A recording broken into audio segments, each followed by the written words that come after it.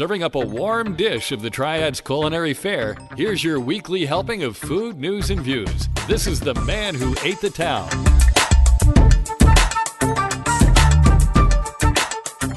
Hey folks, and welcome to episode 122 of The Man Who Ate the Town podcast. This is for the week of August 12th through the 18th, 2019. My name is Tim Beeman. My name is Ray Morgan. And we're opening the recipe box. We are recording this episode of The Man Who Ate the Town at the Lab at Industry Hill. We'll talk more about that in a second. It is a repurposed building on North Chestnut Street in the old warehouse district of downtown Winston-Salem, with restaurants, chocolatiers, breweries, entertainment complexes, a high-end stereo shop, a bouldering facility, and of course, the Lab Industry Hill. We're doing a lot of moving and shaking in this neighborhood. To find out more, you just visit their website, industryhill.com, their Instagram page, or their Facebook page. I say we'll talk more about it because I am recording it in the Lab at Industry Hill, but Ray is actually sitting in his house in Mount Airy. Remote broadcasting. That's right. I love it. As many of you know, that he got a position of pastor for two different churches, and he moved to the airy little town up north, Mayberry, if you will. Mayberry, that's exactly right. And I decided I didn't want another host. I wanted Ray, and he decided he wasn't coming down here that much anymore. So we just worked around that and got it to where we could do this. So if you hear him drop out every once in a while, you know, whatever. We're doing what we do. That's right. So glad to still be a part of The Man Who Ate the Town. Well, I'm so glad that you are. Like I said, I didn't want anybody else. I've changed, and I feel we have a chemistry, and I like you being part of it. So let's just go with that. Well, thank you. Yeah, let's do.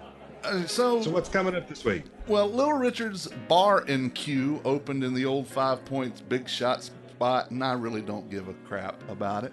I hope it does well. I just wanted something of substance to end up there. I hear it's beautifully redone and it's really good, which I don't doubt.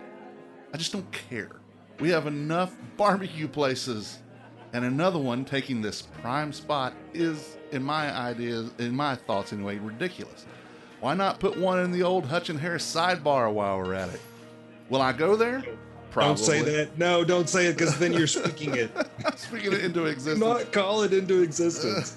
Will I go there? Probably. Will I like it? Probably. But that's not the point. Unless you're offering barbecue pheasant or octopus or antelope or something completely different, I'm done with barbecue joints in this town. I'm just done with them. We had plenty. We had plenty to begin with. Yeah. And now I will say, Carol's pictures that he's been posting, yeah, it looks like they've done a really nice job with the interior. Yeah. You know, at least if they're going to take over that location, they've done it well. Again, no doubt. I really don't need another barbecue place either. Yeah, I mean, had a discussion with our friend Daniel Butner on Friday, and had a meal together, I understand. Yes, we did. We'll talk about that in a little bit too. But we got to talking about the whole grocery store downtown and things like that, and he said something that I think is true. He says, we want to complain about the things that we don't have because we just want them to be here, but we don't necessarily want them to be here. We don't want to go to them. So he's right. I mean, we complain that there's not all these things. We don't have a ramen place. We don't have a Vietnamese place. We don't have, you know what? If it was there, you would be glad it was there, but you wouldn't go to it. That's right. Just, not you, but, you know, you collectively. Well, we found that different ethnic restaurants do struggle.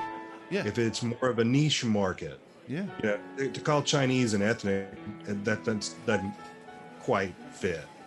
No, you know, it was called international cuisine. Yeah. Yeah. Something like a ramen place or a Vietnamese place. We typically don't see those here, and they've had a hard time making it. Yeah. Well, we also talked about something, and he made a point. Everybody's talking about all these corporations they want to come downtown, all these restaurants, and that general article that was ridiculous last week. Well, And here's you saw the thing. my comment that I thought it was a slap in the face to the restaurant industry that we have in place already. Oh yeah, that's certainly the case. But on top of that, like he said, corporations don't want to be here. You know what corporations want? They want big parking lots. They want a place for people to no nonsense get into their facility. Right. So the grocery store, okay, then we could build something like Publix and have the underground thing. But where do the delivery trucks go? Do you know how many delivery trucks it takes to fill up a Publix? A lot. They're not. Where are they going to just sit on the road like they do over on Trey Street? On Trey Street, they can get away with that. They're not going to get away with that on Fifth Street. No. You do get away with it on trade, but you'll also notice that it's generally first thing in the morning when they're out there. Yeah, grocery stores have trucks all during the day. It's not just one truck. So I hope we can close the damn door on the grocery store downtown. If it ever happens, you're going to have to give up a lot of other stuff to have a space for that to happen. Mm-hmm. We have, no one's going to walk to the grocery store and then, are they going to get their own shopping cart that they just take with them home? No. Typically not. If you're going in just to grab some stuff, go into Washington Perk, go into King's Grocery downtown or whatever they're called, and one of those other two places. Just go to the places that are local that you can get behind. Jesus. All right, so I got to read my disclaimer here. Okay. These are only opinions based on my experiences. As with any review that I post, I hope that you will visit the establishment and formulate your own opinions and views of the restaurant. No review is ever meant as a means to denigrate or belittle the good work most of the restaurants are trying to do. This is an opinion of what I did or didn't like or how I saw things, not a reflection of the overall quality or vision of the company. Pardon the pun, but take this all with a grain of salt. Yeah, pun intended. Okay, yeah. So I have two reviews to talk about. Let's start first with Butcher and Bull. I did not know that you had made it. Oh, yeah. So about 2 months ago, or maybe even longer, Butcher and Bull, right after Chef Richard was on our show, they did their blogger media event so they could preview what was happening. Well, I believe at that night I had a TBD event that I was coordinating, so I couldn't go. Yeah. Between Megan Byrne, who is at Bolt PR, who handles the public relations for Butcher and Bull, and I'm supposing Marriott or whoever the other places in there are, and Chef Richard Miller himself, we had a fantastic evening this past Friday as we got to make up for the miss earlier. Nice. Now this morning I posted a blog post about it, and I will just barely touch on it here because truly, I'm going to be honest with you, straight up, transparent. I want you to go to the website and read the blog post. That's why I wrote it. So this is a multimedia experience here. That's right. So, but I will say, this is one of the most balanced tastings that I've ever had. From the arugula salad, yes, arugula salad. Doesn't sound like it would be very dynamic, but trust me, it was. To the bison carpaccio. Oh. The cold smoked shrimp cocktail. To the Spanish octopus. The Wagyu. Spanish octopus. Yes, oh my God. I will say what I said in there. The texture of it, because a lot of people don't like octopus. They say it's too chewy. Mm-hmm. This was not chewy. This was between the texture of a scallop and a shrimp. So it was firm yet tender. It wasn't chewy. Then we had the Wagyu shoulder tenders and the dry aged bone-in ribeye, and then we had the no frills cheesecake. it was, to say it's plain is a definite misnomer here. So let's say it was without any, as I say in the blog post, nary a compote to be seen. There's no fruit covering it or anything like that. There is a house-made whipped cream on the side, and it is it was good, but the cheesecake spoke for itself. Graham cracker crust and everything. So it was fantastic. I am saying, I while we're talking, I just went ahead and said, I want to see what the pictures look like. Yeah, you need to go check out this blog post. Yeah. So this was one fantastic dinner. Chef Richard is certainly deserving of the North Carolina Competition Dining Championship he won a few years back. So please read the blog post as I get way more into the food there. I will just close by saying, if you don't go, you're doing yourself a disservice. Very much so. This was... This stuff just looks absolutely mouth-watering. Well, I even told him, and I said it wasn't because you're standing in front of me, but I'm going to go ahead and say it, that this is one of the very few tastings that every course that came out was on par with the one before it. Generally, you start off with the crappy stuff and move on to the heavy stuff, or it starts off really strong and then kind of finishes weak. Every course on this tasting was amazing. Amazing. Yeah. Even the arugula salad looks absolutely delicious. Oh, it was smoky. It was, it had savory bits, peppery from the arugula, the stuff in it. It was fantastic. So go check this out. The manwaytotown.com. Yeah. That bison carpaccio too, with the egg on top. Yeah, the little quail egg. Yeah. So good. Looks so good. It was, and when you pick it up, it like wraps itself around your fork. I mean, it's just that thinly sliced, but it's just so rich in flavor. So good. So also, I went to the new Scrimp Shack in Parkway Plaza last week. Someone told the co-owner of this franchise, whose name's Brian Leibold, I think it's Leibold, that I had mixed feelings about the restaurant and wanted to see if I could explain so he could assess if it was something they could work on. I told him I don't remember posting any mixed reviews, and he confirmed that I hadn't, but someone told him to reach out to me.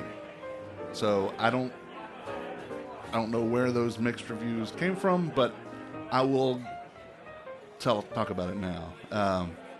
The only thing that I remember seeing at all in the last week is where I asked you, yeah, hey, how was it? And you said, no, you got to wait. Yeah, you got to wait. I'm waiting for the podcast. Exactly. So, you weren't going to, spoil this moment. Yeah. So tell us, what was it like? Well, like I was going to say, a few people had asked about it, you and a couple of my friends, and I said I was saving it for today. I'm not sure how that equated to mixed reviews, but since he had me on the line, I figured that it was, I would tell him since it was on my mind. So let me start with the review first. This is a quaint little store. It's a little restaurant. It's not bad. It's what you'd expect from a fast food-ish type seafood place. This is where the old Action Video was in Parkway Plaza back when those things were still a thing, and I kind of miss those days. I was there every weekend, sometimes more than once. It was also an Adam and Eve store for a bit. I was there a couple times too. But it fits a restaurant pretty well. There's been other things in there, but I was greeted by one of the employees and asked if I had any questions. I said, well, being as they just opened this week, I had never been to Scrimp Shack, so I needed to look over the menu. She told me what she recommended. She went over a couple of things, and I appreciated that. I went to the counter and then asked what they would say was their signature sandwich, and she said the whiting sandwich. So I got that with pepper jack cheese, no lettuce. I also got the collard greens on her suggestion as my side. When the sandwich came out, it was huge. I mean, huge.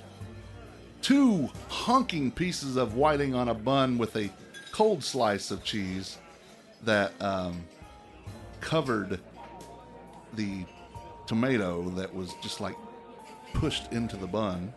Mm. I tried to put on a little mayo, just because I like mayo, and Well, otherwise, it can be a little dry. and that wasn't going to stick. So I just picked it up and started eating it. As soon as I bit into it, the fish fell out of the bun. We're giant pieces of fish. Yeah. By this time, though, the cheese had at least somewhat melted on the fish a little.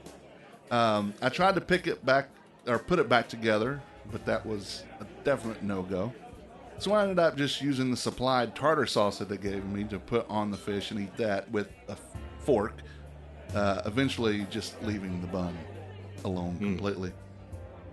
The collard greens were good, but a little overly vinegary. So my assessment of the food is this. To call this a sandwich is not truly accurate. You can't eat this like a sandwich, and believe me, I tried twice. The fish was huge, and it wasn't bad. Honestly, though, if I'm going to have whiting, I'm going to Forsyth Seafood. But that's not a knock on Scrimp Shack at all. It's just my preference. You prefer to fix it yourself. Yeah. I never even got to the tomato on that sandwich.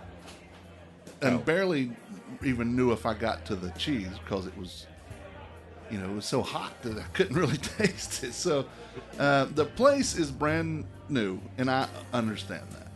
It just opened last week, but already the tables were jacked up.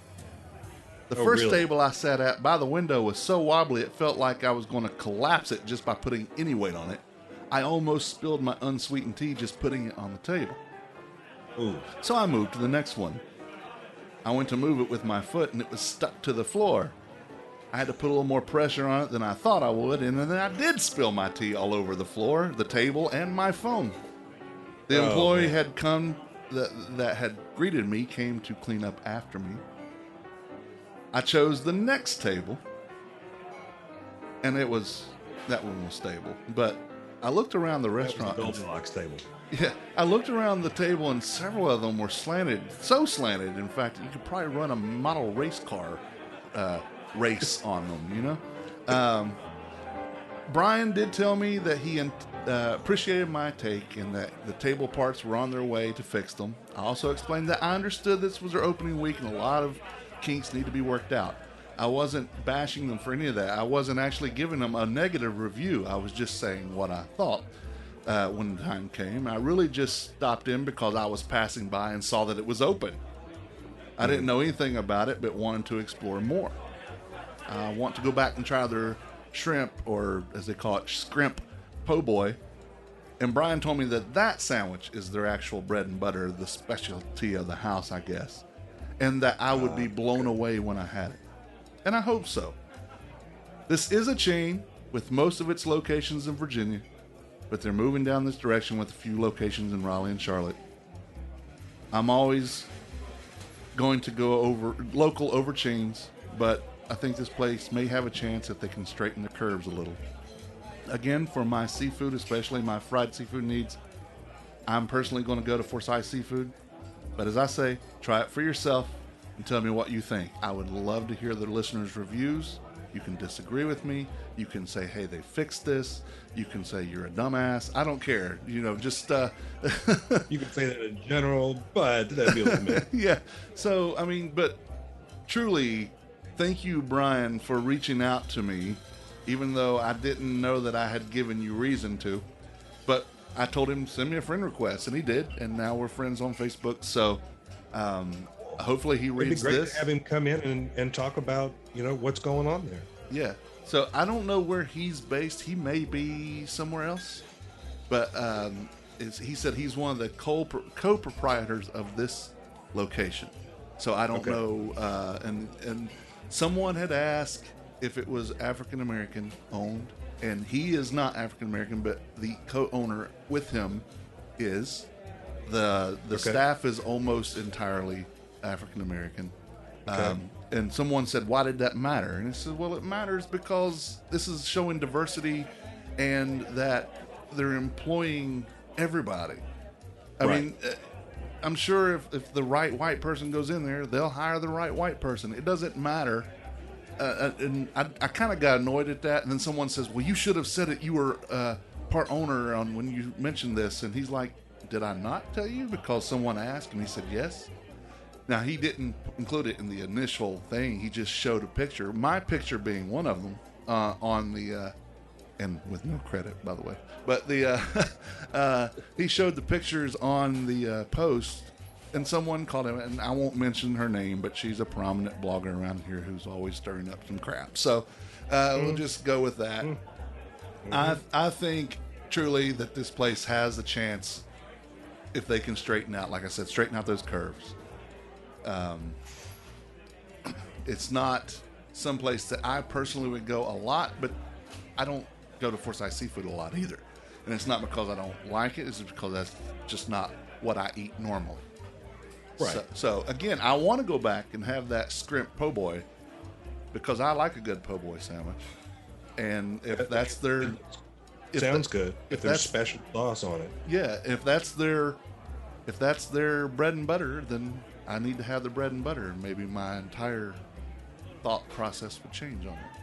Well, maybe this proprietor can come on The Man Who Ate the Town and do what we always say: bring samples. Oh yes, we can let us be the judge.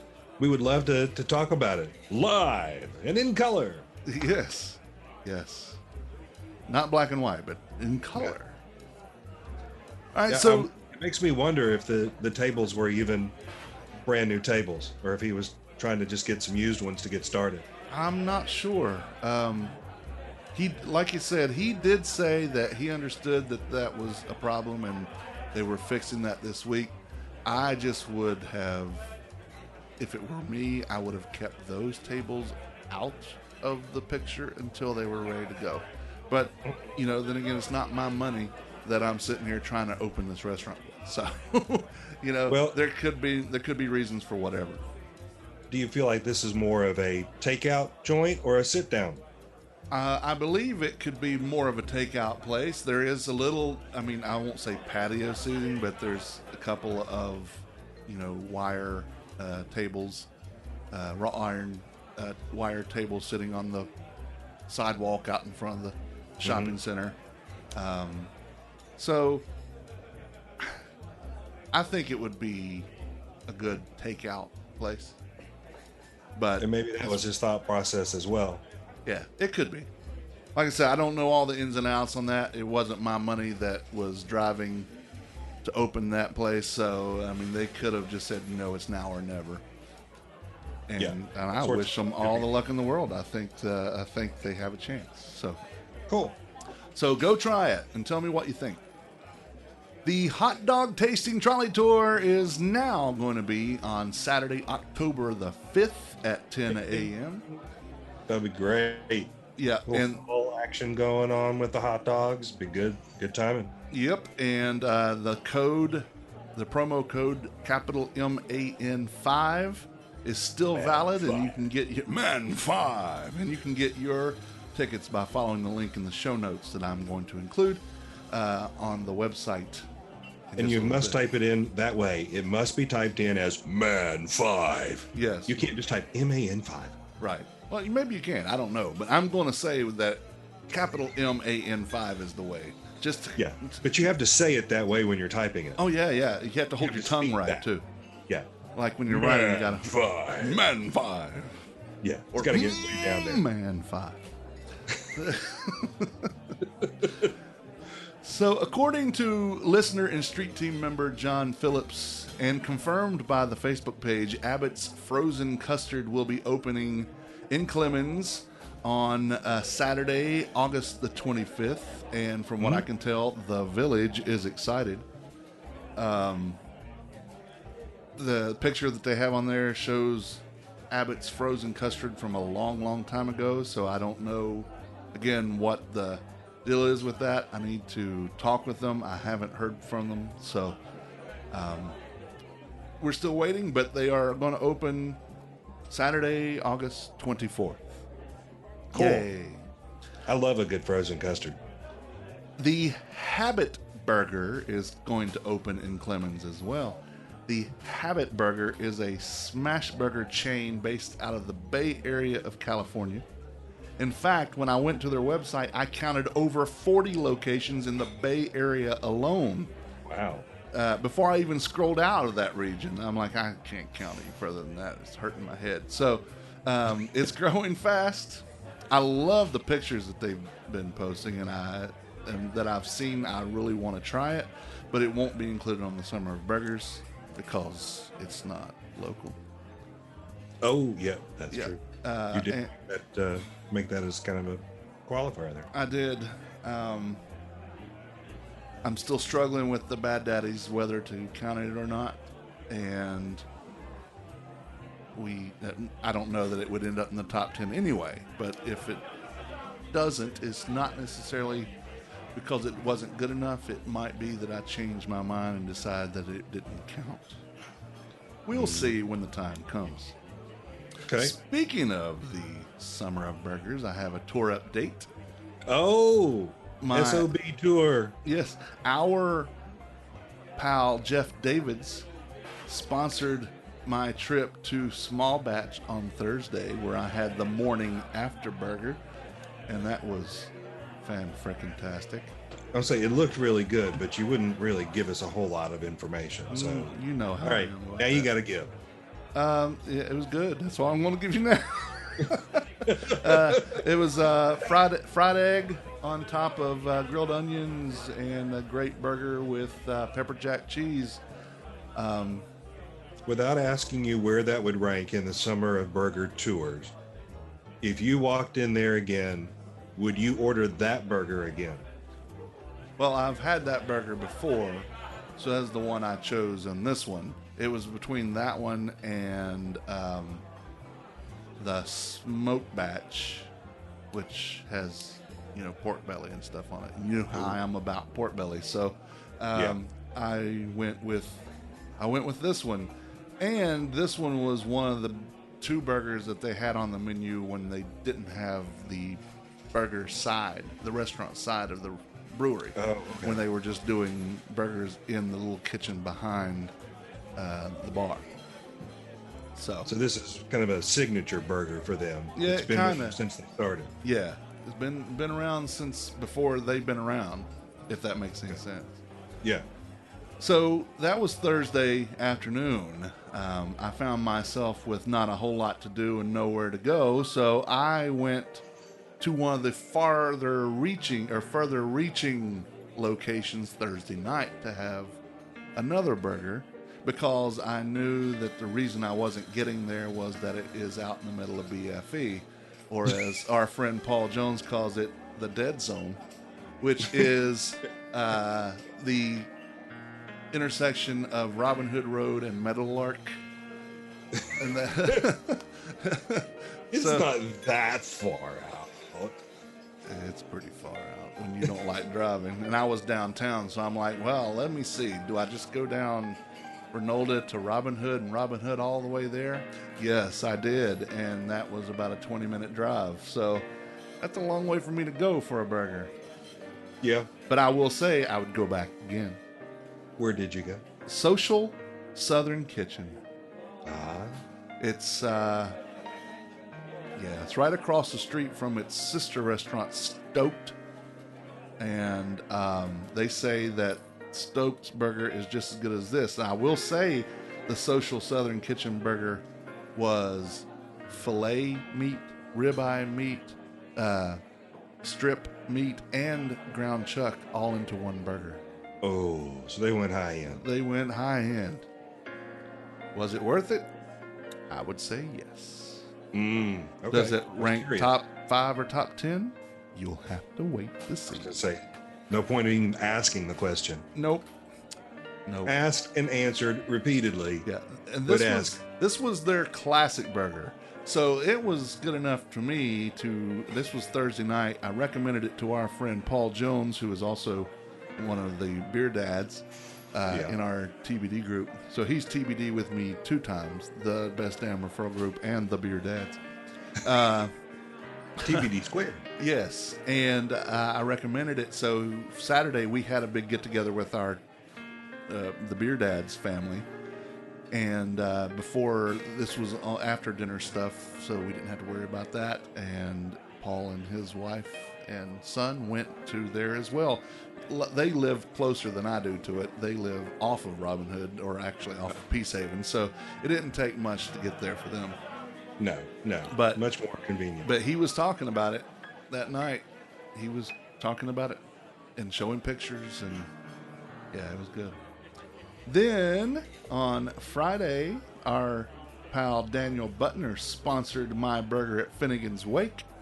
And I'll tell you, I forgot how good that Blarney burger is. I'm still looking for recommendations for the rest of the stuff. I have about 7 more to go on my already predetermined list, a couple of which may not make it just because one's a food truck and I'm not going to probably have time to search and hunt that one down. But so I have just a couple more to go. So if you have recommendations or you want to sponsor one, which means buy it for me, I'm okay with it. I'm pretty good company, I think, and we can just talk food. We can talk whatever. I don't care. Yeah, you'll talk about just about anything. Yeah, I feel like I know just about everything, or at least I act like I do. It's what everybody tells me. You act like you know everything. Well, I don't. You know, it's just your curse that you do know everything. Yeah, so yeah. You know, what are you going to say? Suck it up and buy me a burger. That's what I want to say. Yeah, exactly. There you go. Now, remember, I'm not conceited. I'm convinced. So, I see the distinction. so anyway, the Summer of Burgers is still going strong. We're still having fun with it, or I am. Yeah, so but I am getting close. We're only about 3 weeks away from the perceived end. If I have some really strong leads there at the very end, I'll maybe give it a week. But if I'm just skimming on stuff, say, well, you should go to this place, and it someplace I've been before, and I know it's not worth my time even going, I'm not going to. I can't say that I have any of those on my list. I'm just saying that if there are any, it will have to fall off, or if there are places that come in, then I will extend it as needed, but I'm not going to go too far because I think it's been ample enough time. Yeah, and you really have been to a wide range and a large number of places. Oh yeah, hold on, I'll tell you how many places I've been. I mean, the other day you started reading down the list. It was like, wow, okay, yeah, all right, you've hit a lot. So let's say that this is not the list of where I've been, but how many burgers I've had. I have tried on this tour, once my computer stops messing with me here, 25 as of right now. 25. Yeah. I have 2 on here that I can't count for whatever reason. So I have 25. And I have on my recommendations list 1, 2, 3, 4, 5, 6, 7, 8, 9. And I'm 9 supposed to go one day with our friend Stephen McDowell. He's going to take me to this one place. I'm trying to get the date. So that's 34. Yeah. Is one with Stephen 35? No, that's on the list that I was counting. So 34 places, or 34 burgers that you will have tried. That's, I think, a fair sampling of burgers across town. Yeah, I think so. Recognizing that you're throwing the national chains out the window and not worrying about them. Right. Just what's unique to our community. I mean, we are... I'm trying to find... Sucks when you can't find stuff. I know, I hate that. The digital age is supposed to keep us more organized. If you were Thursday. disorganized to start with, guess what? Thursday, we're going to one of the restaurants, and I'll keep that quiet as to which one until I take the picture. I just like the big reveal, you know? Well, you know, we could just invite everybody to come out and have lunch with you. It's true. Could have, you know, I'll tell everybody when I'm going to Zesto. We can all go to Zesto. There you go. Saving potentially the best for last. That's right. Well, I'm saving what I have always in the last year said is my favorite burger to eat. And see, the thing is here, it's not necessarily, is this burger better than other burgers? Maybe or maybe not. So part of it is going to be, how much fun do I have eating it? I can have a ball eating it and it be a mediocre burger, or it can be a great burger, but if I don't get a lot of joy out of it, then where does it fall? We'll just have to wait and see. So I know that's pretty vague, and that's the point of why I said it that way. So I recognized. Yeah. So we don't have a guest today, so we're going to move on now to the food holidays and history. Not getting into anybody's business today. No business. 8/12, which is today, it's National Toasted Almond Bar Day. Okay, that's again remarkably specific. Yeah, almond bar. Toasted. Yeah. Got to be toasted now. It's not just, raw. It's toasted almonds. So I believe this is probably the toasted almond bar from Good Humor, the ice cream bar. So maybe that adds a little more intrigue to it. Maybe. The Good Humor Man's a part of that now. Oh, yes. It's also National Julienne Fries Day, which is basically... it makes thousands of julienne fries. Yeah. It slices, it dices, it makes thousands of julienne fries. Yeah, I'm sorry. Dial 1-800-GINSU right now. But wait. There's more. Now how much would you give? But wait! We got even more ridiculousness we're going to add to this offer. Yeah. Just let me buy the damn knife already. I don't need to see the can and all that other stuff. Just let me buy the damn knife. Yeah. Today... And all those special gifts. Thank you. Today in 1908, Henry Ford's first Model T, also called the Tin Lizzie, rolled off the assembly line in Detroit. It seated 2 and sold for $825. Wow, that was a lot then. Yeah, it was. On this... My great uncle used to have an old Model T, but I think his was like from the 30s. It was so cool right around town in that thing. There is a couple here in town. She goes by NC Triad Girl on Instagram, and her husband has a Model T. It's Winston-Salem T is what they call it, and they have its own Instagram, and they go around getting pictures of it. I don't know what year it is, but it is a Model T. That's cool. On the 12th in 1913, the National Biscuit Company, also known as Nabisco, registered the Oreo trademark. Wow, so that's when it came into being. Well, it was introduced in 1912, but they registered the trademark in 1913. Again, it's not like today when you don't put anything out until you have the trademark. Yeah. Because people... Yeah, you wouldn't have opened yourself up to that now. No, people squat on that stuff now. In 1930, Clarence Birdseye received a patent for a method to preparing food products by quick freezing them. 1981, IBM introduced its personal computer, or the PC, and the PC-DOS 1.0 system. Wow. Yeah, I still remember the first computers that our high school got. It was my senior year of high school, and we had the Radio Shack TRS 80s. Oh, the Tandy. It was just 3 years after that. Yeah. It was 84, so yeah. The first computers we saw were the Apple IIs. I remember the Apple IIs. Yeah. I never got to play with them. So they had them in the classes, but I didn't have any classes with them. So the 13th of August is National Filet Mignon Day. Oh, yes. Yes. That sounds wonderful.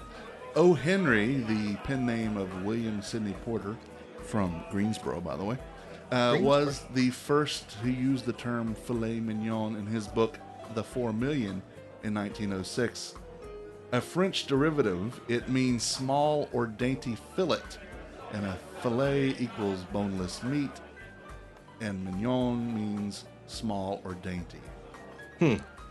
So Interesting. if you're in England, they don't call them fillets, they call them fillets with two L's, Fillets. not one. You know, we had to overly French that thing. Yeah. And it's also National Prosecco Day, which is an Italian sparkling wine from Veneto. If you think champagne but sweet and from Yeah. Italy instead of France, that's what Prosecco is. And I've had it. It's good. I am a fan, yes. On this date in 1913, this is the day after Nabisco registered Oreo, true stainless steel was cast for the first time in Sheffield, England. Harry Betherley of Thomas Firth and Sons discovered how to make the steel that doesn't rust, and it revolutionized the cutlery industry, like the Ginsu knife and all that stuff that we were just talking about.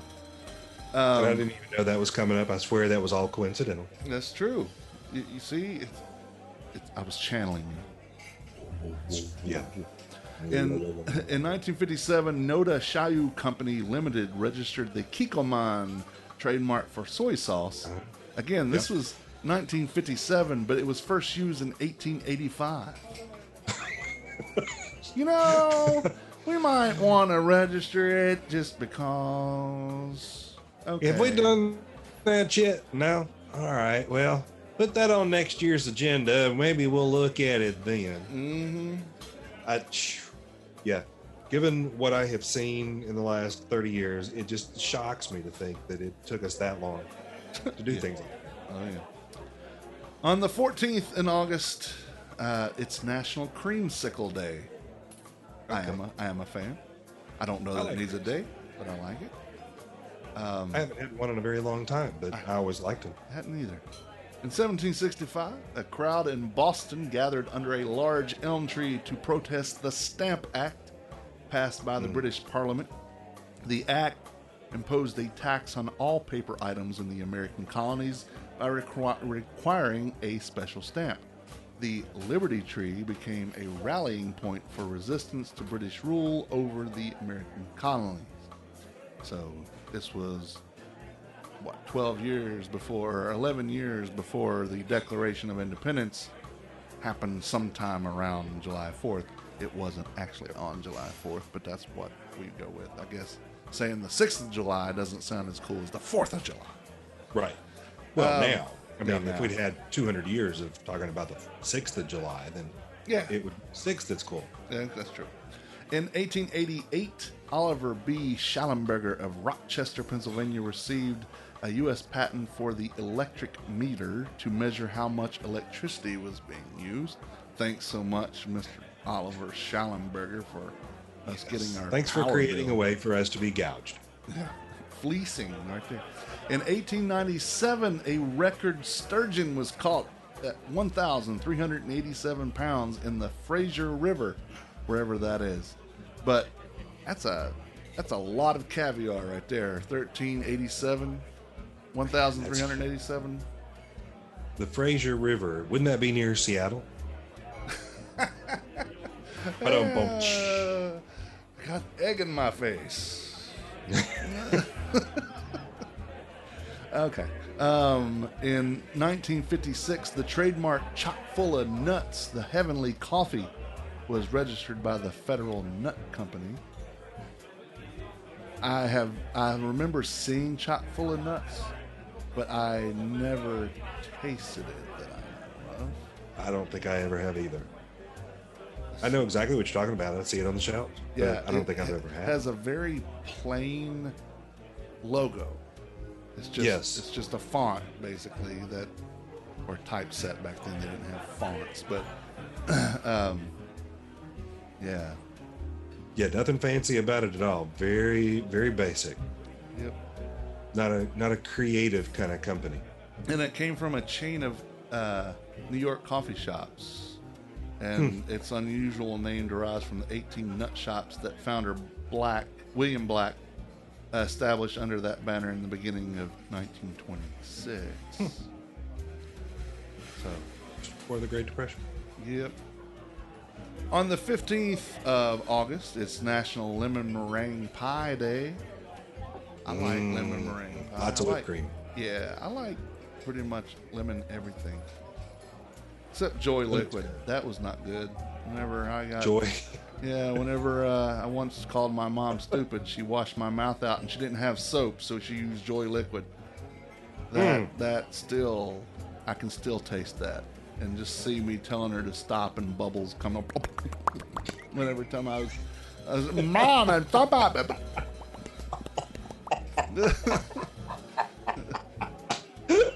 And it was gross. God, it was so gross. I thought I was dying.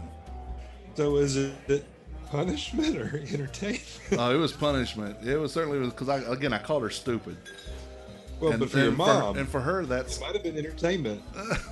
well, that was cussing to her. Oh, so saying stupid because stupid is what I said, and she came in and grabbed me by the arm and set me up on a table, and I was probably 11, and picked me up and set me on the counter and got the Joy Liquid out and grabbed my tongue and put it on her hand and just scrubbed. Ooh. Yeah. Oh yeah. Oh yeah. Yeah. It was. Ugh. Still to this day, I can't get that out of my head. What you said, stupid was like cussing. Yeah. Whitney's youngest son, Walker, when he was little, she kept telling him, you can't say shut up. You can't say shut up. So he learned that was a quote, bad word. You're not supposed to say that. And he got really angry at his brother one day, and he's like, "You're just such a shut up."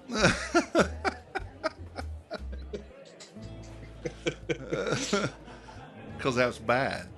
That was the worst thing that he knew to say. It's changed since then, but at that time, saying "shut up," he just thought that was being really, really bad. Yeah, cracks me up. So on the 15th in 1911, Crisco is introduced by Procter & Gamble. It is a hydrogenated shortening made from vegetable oil, which keeps its solid form even in warm weather. Mm-hmm. And I always remember, unless it's really, really warm, has a high smoke point.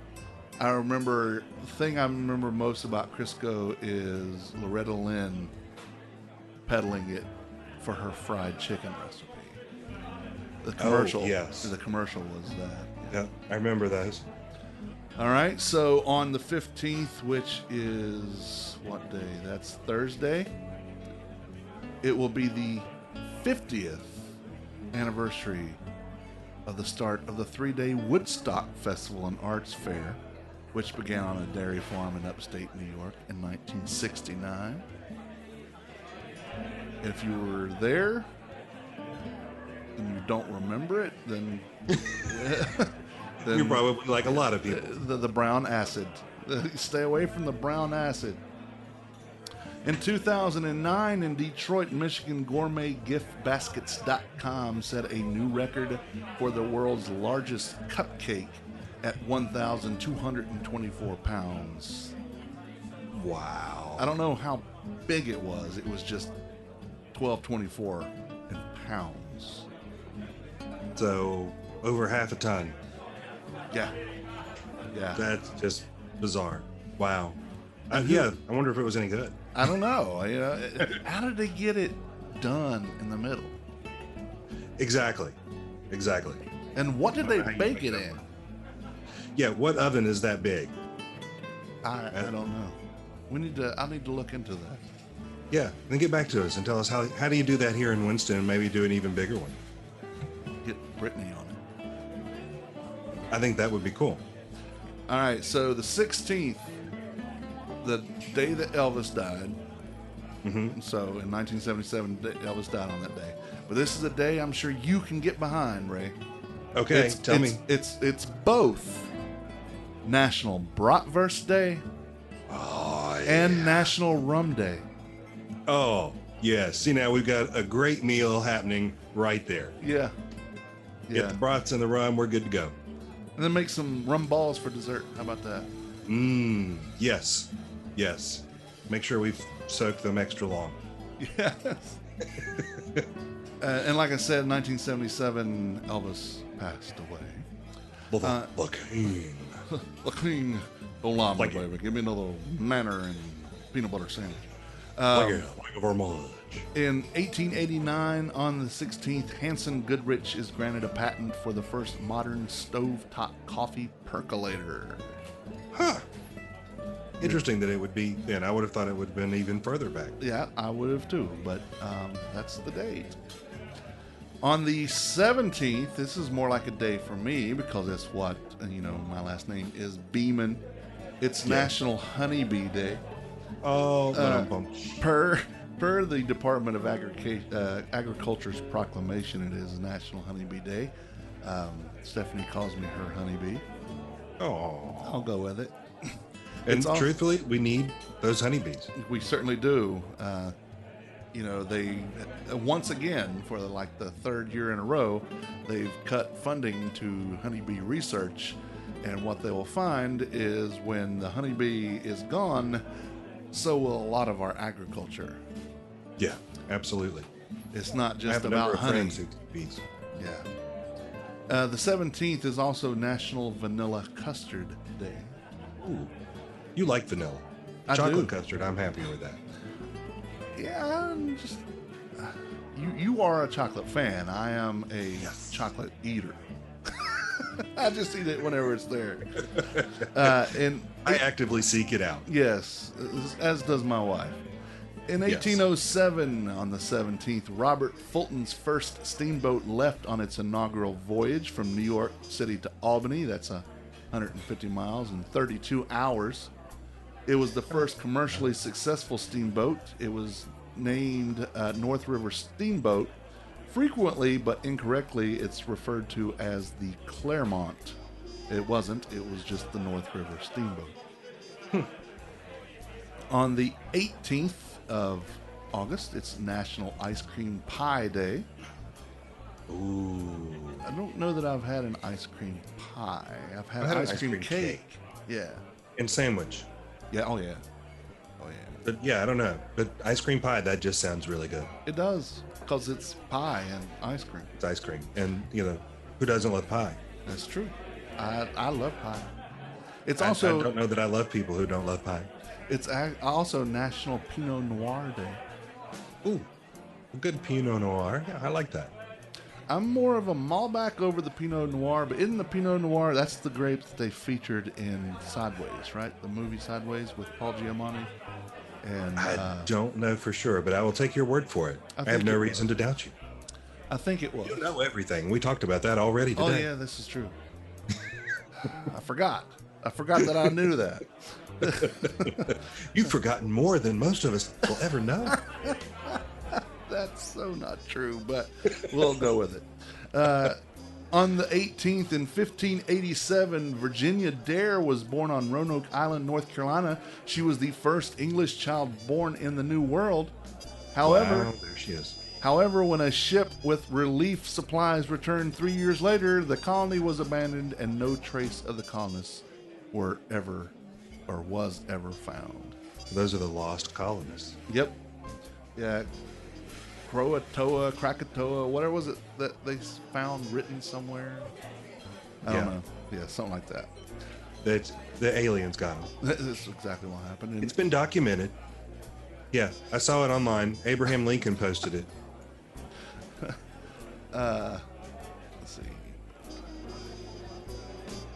Croatoan tree. That's what it was. Let's see. Yeah, jump to the lost colony. He finally reached Roanoke Island and read the letters Croatoan carved into a tree. Don't know what that meant, but okay. That's probably the name of the alien race that came and took them away. It could have been. It's what happened. We know. Huh. All the things that we get to talk about on The Man Who Ate the Town, including alien abduction on the coast. Oh yeah. Well, it wasn't Croatoan. It's Croatan. Croatan. Croatan. Croatan, yeah. It's not Croatian. No, No. We need some other vowels in there for that to be that. Actually, I think Croatan is an Indian tribe. Or Part of the do they mean Algonquin. croutons? They were out of croutons, and that's why they left. Where's my damn croutons? We've got salad and no croutons, man. We gotta go. Gotta go. We're out. We're going to Boston. Yep. So the Croatan, I don't know what that was, but it was because I'm not reading it all. I'm just looking. Is part looks like the Algonquin tribe or something. Okay. Anyway, on the 18th in 1872, Montgomery Ward published the first mail order catalog. It consisted of one page and listed more than 150 items for sale. I don't know if that's really a catalog as much as it is just a list. Or a flyer, yeah. Yeah. But I remember, oh man, as a kid, we would get like, the Sears and the J.C. Penney wish books. Mm-hmm. Oh, and my brother and I would spend hours going through, circling, and we want this and we want this. And Yeah. Mom was always like, that's nice. Circle everything you want. Yeah. Yeah. Then I will go behind you and circle what I'm going to get you. Actually, she'd just like, that's funny. You can just write down whatever you want. It doesn't mean it's going to happen, but Yeah. there you Oh, go. Yeah. Well, it is called a wish book. Mm-hmm. Yeah. But did you have Montgomery Wards in wherever you were from? East Tennessee. No, I don't think we had any at least not by that time. They were all Sears at that point. We had both a Sears and a Montgomery Ward, and a Penny, and a Leggett, which is the same company that owns Belk. But, Oh, okay, yeah. But because at the time anything up in West Virginia was Leggett, Leggett', and down here it was Belk. And they have since come together. I think so. Right now, over me. So the 18th in 1929, attracted by the smell of food in a coffee shop, a 350-pound bear breaks into the lounge at the Hotel Duluth in Minnesota. Police are forced to shoot it when efforts to capture or drive it off fail. So they had to get rid of it. But it breaks into the lounge and wreaks havoc, from what I can tell. Killed by coffee. Killed for the love of coffee. Well, I'm afraid that might happen to me, so I just drink decaf. On the 18th in 1953, 4 cows in Stearns County, Minnesota, something about Minnesota here, were picked up by a tornado and sat down unharmed. It was an alien. It was. Croatan! Croatan! Croatan! It's got big cows! Or Cowatan, since it's cow. Exactly. Well, that's your cow piles. That's your food holidays and history for this week. Thank you, James Ealer at Food Reference, for making us chuckle, roll our eyes, question humanity, and want brats and rum.